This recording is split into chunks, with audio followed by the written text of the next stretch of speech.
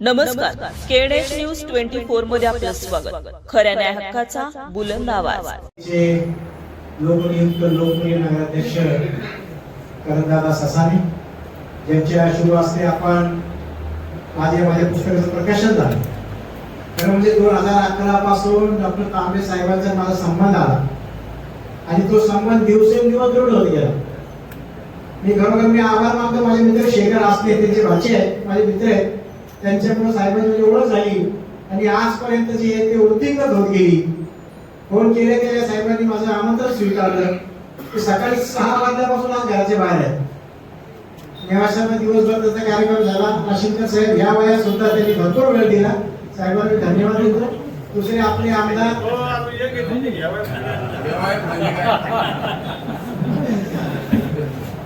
आमदार हेमंत तात्या ओगले, तात्याला आज नाशिकला पूर्ण विभागाच्या जिल्हा अध्यक्षांची मीटिंग होती काँग्रेस पक्षाची, पण ते खास माझ्या कार्यक्रमासाठी इथं थांबले. त्यांचं प्रेम आहे, त्यांचे व्यक्त होऊ शकत नाही असे आपले हेमंत तात्या ओगले.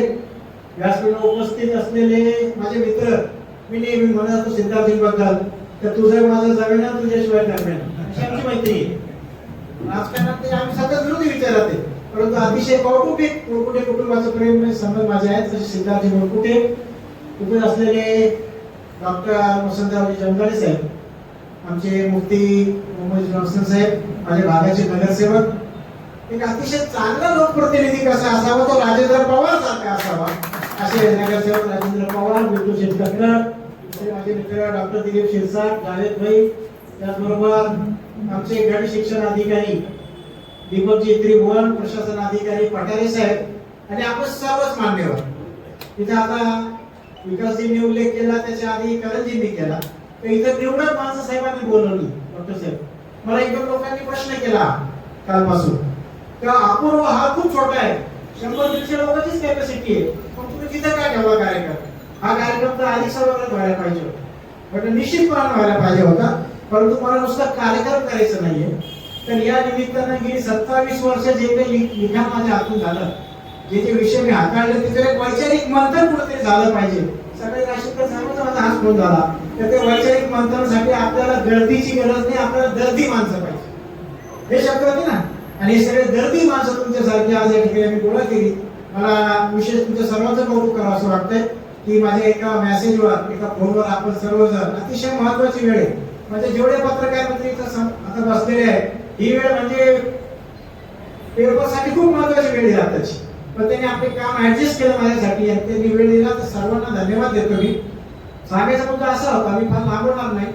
1998 साली माझे मित्र लाल मोहम्मद जागीरदार हे माझ्या भागात राहायला होते आणि ते सारोमतचे ते लहानपणापासून, म्हणजे मला एका साईडला चड्डीवर असताना तिथे जाऊन नाशिककरांनी सांगितला किस्सा, ते सारोमतला जायचे.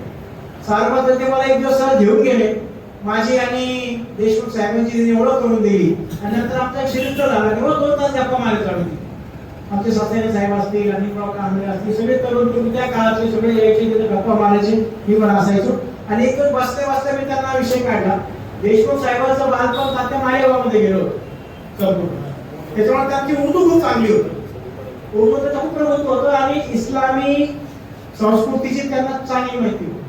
मी त्यांना म्हटलं, साहेब आपला पेपर सर्व धर्म समभावलं, आपण प्रासंगिक जे लेख येतात, नाताळचे येतात, गणपतीचे येतात, दिवाळीचे येतात, ईदचे येतात, ते सर्व येत असताना माझी अशी इच्छा आहे तर रमजान महिन्यामध्ये तुम्ही जर मला थोडीशी जागा दिली ना, तर महिनाभर मी लिखाण करेन, थोडी माहिती आणि इस्लाम नेमकं काय म्हणतो, त्याची काय शिकवण, ही जर सगळ्या लोकांमध्ये गेली तर समाजामध्ये एक प्रकारची जागृती निर्माण होईल आणि एक चांगलं वातावरण आपल्या जिल्ह्यामध्ये निर्माण होईल.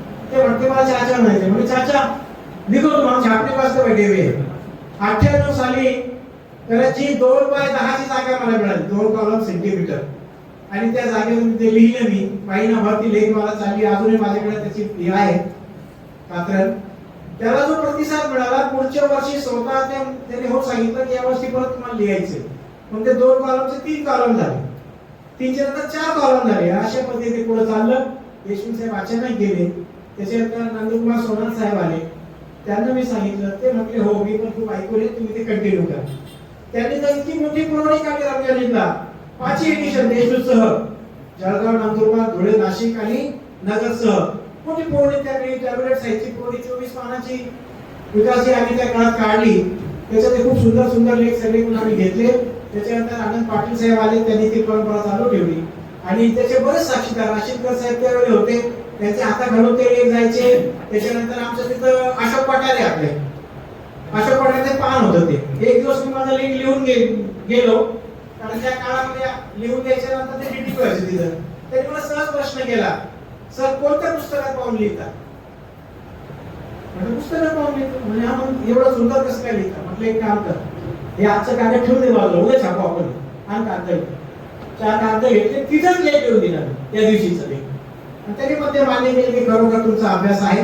त्यानंतर बरेच लोक गोडसे मामा तिथे आले, गाडेकर साहेब आले, वाळणे साहेब आले, जेवढे सार्वजनिक लोक होते सगळ्यांनी त्या लेखमालेसाठी योगदान दिलं. आणि त्याच्यामुळे 1998 पासून 2024 पर्यंत मी ते लिहू शकलो. त्याचं वैशिष्ट्य असं होतं की अनेक गावामध्ये रमजान महिन्यामध्ये सकाळी सकाळी त्या लेखात सामूहिक वाचन व्हायचं. एक दिवस मला 30 गाव, पाथर्डी तालुक्यात 30 गाव कुठेतरी आहे, तिथून फोन आला मला कि बाबा जो आपके लेख है ना, हम सब लोग एक साथ पढ़ते हैं मस्जिद के बाहर जमा होऊन. खूप लोकांनी खूप प्रतिक्रिया, महिला भगिनीच्या प्रतिक्रिया खूप यायच्या त्याच्यामध्ये. आणि गेली 2-3 वर्ष माझे मित्र माझ्या मागे लागले होते की सर याचं तुम्ही पुस्तक तयार केलं पाहिजे. मी ते सगळं संकलन पाहिलं, सगळे कात्रण जेव्हा काढले मी, तर ते 500 पानं झाली वाचायला. आता एवढं मोठं पुस्तक होऊ शकत नाही, तुम्ही वाचणार पण नाही.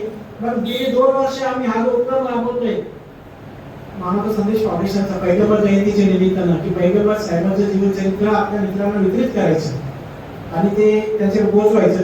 तर त्याच्यातून गेल्या वर्षी संकल्पना पुढे आली. समीर बागवान असते, आमचे श्रीकृष्ण पराखे, दिवस उडे, ते म्हणजे सर एक काम करा ना, तुम्ही एवढं लेखन केलेलं आहे ना, त्याचंच पुस्तक घ्यावे का. पण आपली भाषा काय सार्वजनिक ग्रामीण भागात चालणारा पेपर, सोपी सरळ साधी भाषा, प्रत्येकाला कळेल अशी तीच भाषा त्याच्यामध्ये आपण वापरली आणि त्या पद्धतीने हे पुस्तक या ठिकाणी साकारलं गेलं. त्याचं मोठ्या स्वागतही झालं. मला कौतुक वाटतं विकासजींचं. रात्री एक पुस्तक आता डॉक्टरांना द्यायला आम्ही गेलो, डॉक्टरांना बेल वाजवली ते दार उघडलं ना, आणि तेवढा तिथं राहायला विकास समोर आले. ते मला म्हणे मग मेसेज वाचलं, ते पुस्तक द्या. म्हटलं देतो, लगेच काढून दिलं मी त्यांना. मला वाटलं इकडे 2 पुस्तक आहे, एक त्यांना देऊन टाकलं. त्यांनी तर रात्रीतून वाचून काढले. संपूर्ण भाषण त्यांनी केलं, तर संपूर्ण सार त्या पुस्तकाचा विकासजींनी सांगून टाकला. आणि त्यांना मनापासून धन्यवाद देतो. आणि या पद्धतीने हा प्रकाशन समारोह आज आपण एवढ्या मोठ्या संख्येने आला आणि माझ्यावरचं प्रेम व्यक्त केलं, त्यावर सर्वांचं ऋण व्यक्त करतो आणि थांबतो. धन्यवाद.